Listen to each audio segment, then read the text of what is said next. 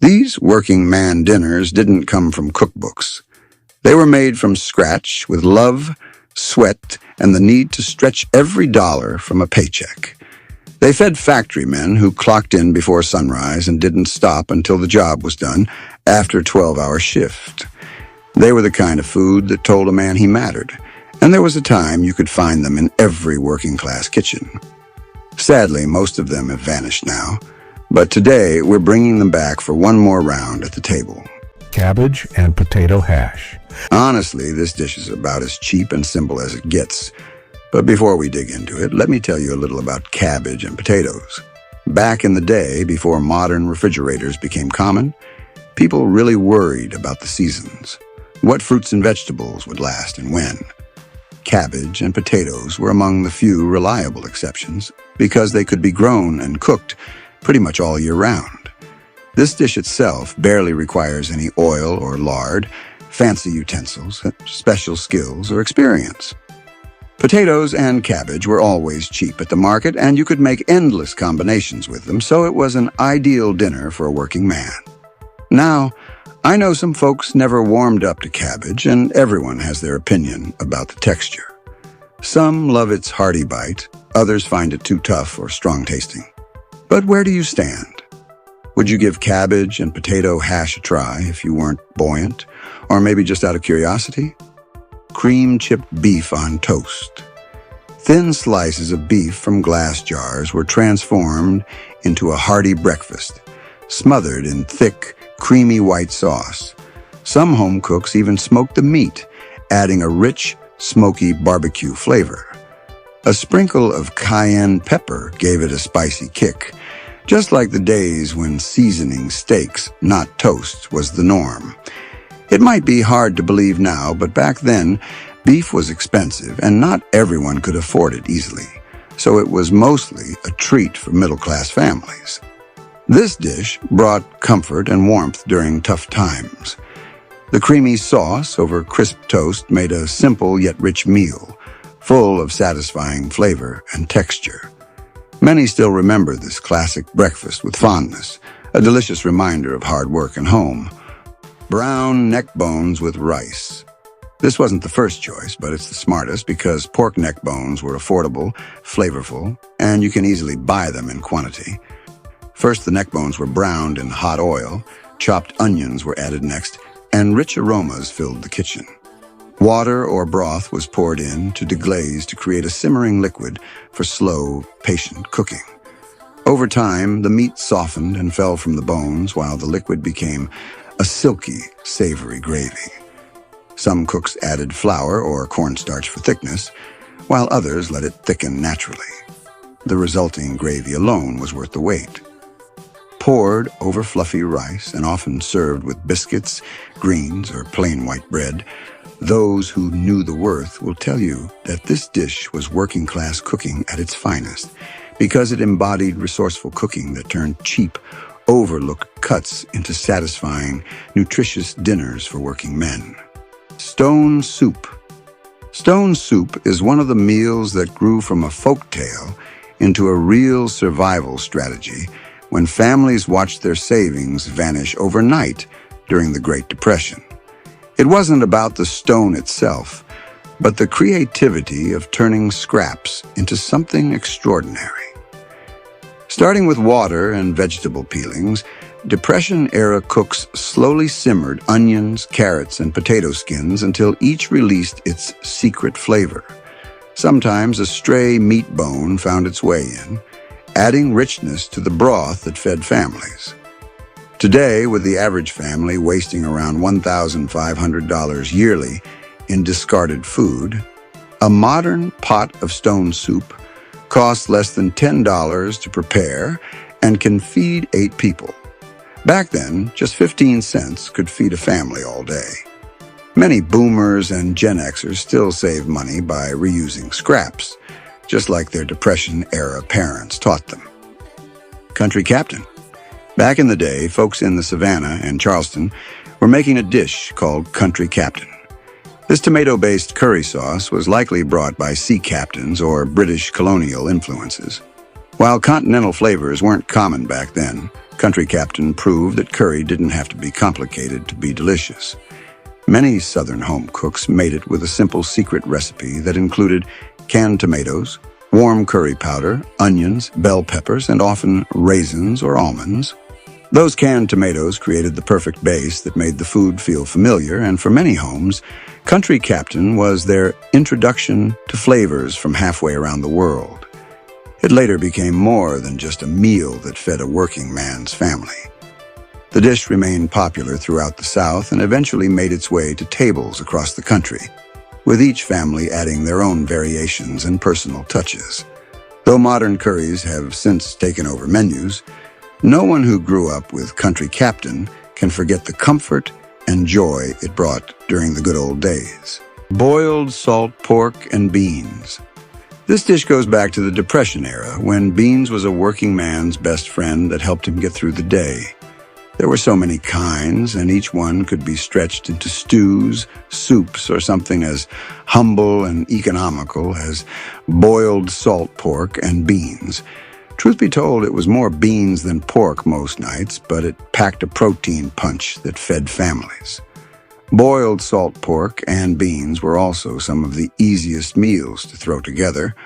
All you needed was a pot to toss in the salt pork, add the beans, season it with whatever herbs or aromatics you had, and that was it. Back then, most families didn't have the luxury of exploring other options besides these cheap cuts. They waited until the butcher was ready to toss out the least desirable scraps. Then they'd bargain and buy them just to get by. Still, with a little patience and a good pot, even the most overlooked bits turned into a hearty meal that is worth remembering. Egg drop soup. It may sound like much, but for many Depression-era families, this little soup was how they made ends meet with what they had. When protein was scarce and meat was out of reach, a single egg whisked into a pot of simmering broth could stretch a meal further than you'd think. The process of making an egg drop soup was almost soothing. A humble broth simmering on the stove while the cook is stirring gently, watching the eggs swirl and set into delicate strands. Maybe a pinch of pepper or a few chopped green onions if you had them. That's it, a simple, honest food that gave hope to a working man, fed the body, warmed the heart, and gave him the will to keep going. Chefs today might dress it up with fancy ingredients or techniques, but the soul of egg drop soup remains untouched. Beans on toast. A simple dish that traces back to the deeply ingrained culinary roots of many nations. In the United States, especially in the South back in the day, serving beans on toast instead of hash browns and eggs or pancakes with maple syrup was one of those things everyone knew what it meant without explanation. Flour was scarce or expensive, even at $1 per bag. Sugar was a luxury not to be wasted, and dairy was in short supply. In many homes, beans on toast was a quiet signal of economic hardship. But folks still made and enjoyed it proudly. It stood for working-class resilience, a meal that sustained generations of hard laborers, field workers, and blue-collar families. For many boomers and Gen Xers, beans on toast is a memory of tough times and the grit it took to get through them. Slumgullion. It might sound like a dish scraped together, and honestly it was. But behind the name lies a story of survival. It was made with scraps of meat, bits of limp vegetables, maybe a few wild greens from the yard. Everything went into one pot, and before you know it, out came this thick, rustic stew that was less of a recipe and more of a mindset. Folks knew it wasn't much. One night, it might taste rich and savory. Tomorrow, it might taste earthy and sweet. Each version was a little different, depending on whatever went into the pot. It could be leftovers, odds and ends, even pantry afterthoughts like saltines with a slice of government cheese, or maybe canned corn with a dab of margarine. Then the whole thing was simmered until it all came together. While we've dressed it up with slow cookers and spice racks today, to many Depression-era families, slumgullion was a way of saying, "We will make it through." potted meat sandwiches. These were a kind of lunch you slapped together in 30 seconds and ate in 10. They were so simple to make, almost as easy as peanut butter and jelly. Even a kid could make one. In the 1970s, canned foods were a marvel, delivering ready-to-go sustenance that lasted long and traveled well. Brands like Libby's and Underwood offered a heavily processed but budget-friendly option that, when paired with your favorite sauce and 2 slices of bread, made a hearty, no-fuss meal that filled the gap between shifts. Down south, this sandwich was a school lunch staple, daily fuel for factory workers and construction crews. It embodied practical, get-the-job-done, no-nonsense cooking that fed hardworking men without any fuss or frills. Peanut butter noodles. I know it might sound downright strange or even a little blasphemous, but keep an open mind, an empty stomach, and a short fuse, and you'll understand where folks were coming from. This dish was the go-to when stretching every last bit of food was a must. Most people weren't buying fancy egg noodles or spaghetti from the store. They were making it at home, using wheat, flour, or whatever they could find. Back then, people took pride in not buying what they could make themselves. But plain noodles just don't cut it. They might fill your stomach, but they don't satisfy, and you want to feel full and content after a meal. That's a psychological side to eating. But when that wasn't possible, simple meals like peanut butter noodles were the next available alternatives. They added a bit of flavor, any flavor, to dishes that otherwise were bland, dry, and boring. They had to be eaten out of necessity, because, honestly, what else could you do? Cornbread. Cornbread was more than just a side dish. It was another staple at every Depression-era table across the South, and the unsung hero of many kitchens. It was made from coarse cornmeal mixed with water, a pinch of salt, and sometimes a dab of lard. It rose from the simplest ingredients to become a comforting staple. Baking cornbread was often a community affair, with neighbors swapping secret recipes to get that perfect soft loaf. The batter was poured into a hot, greased skillet and baked until it developed a crisp golden crust hiding a tender, warm interior.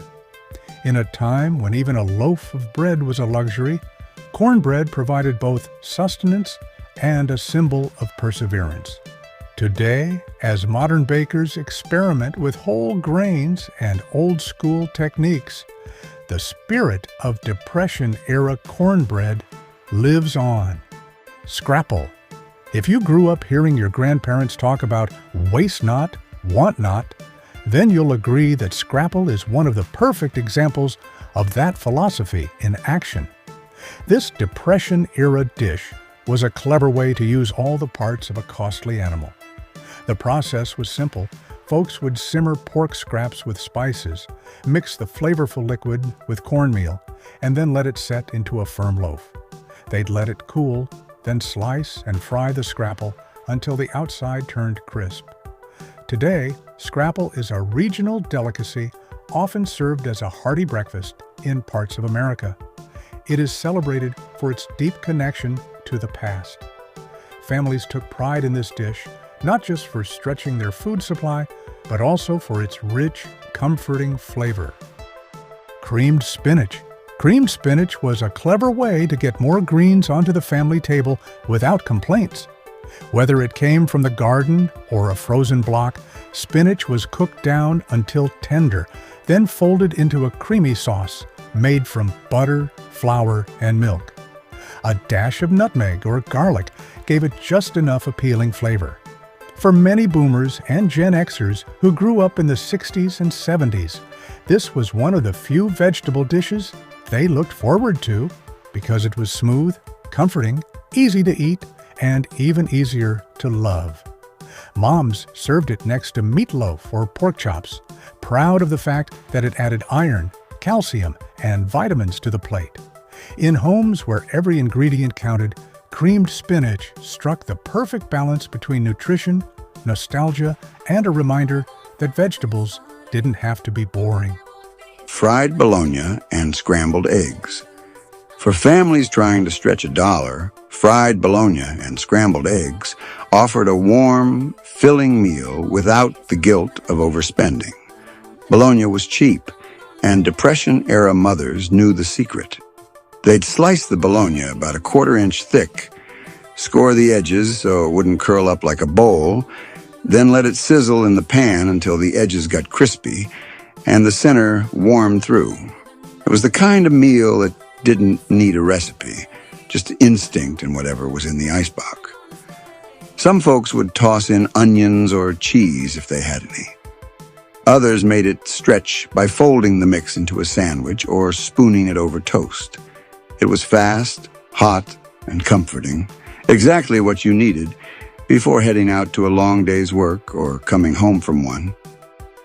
If these stories brought back a memory or two, we'd love to have you stick around. To keep these memories alive, we share stories like this every day on our channel or community. If that sounds like your kind of table, watch any of this video appearing on your screen now. If you haven't subscribed yet, please do so, and we'll see you in the next one.